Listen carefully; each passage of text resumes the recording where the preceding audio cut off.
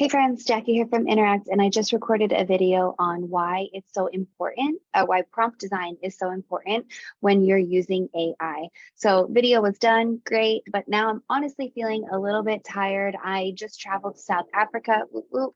I would love to go out touring, right? But I am 9 hours behind or ahead of my time zone. I am tired.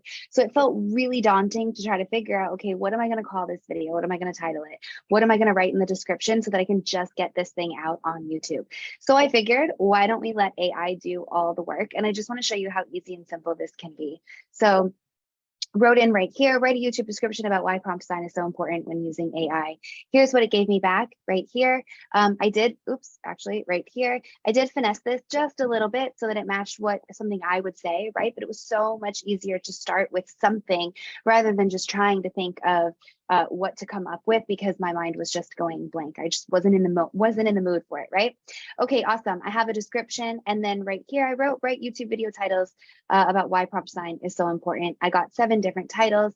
I didn't love any of them, but I saw this one here and I just rephrased it to the importance of prompt design when using AI. That's exactly what I wanted to say. So task done. I'm going to go enjoy South Africa and the sun today.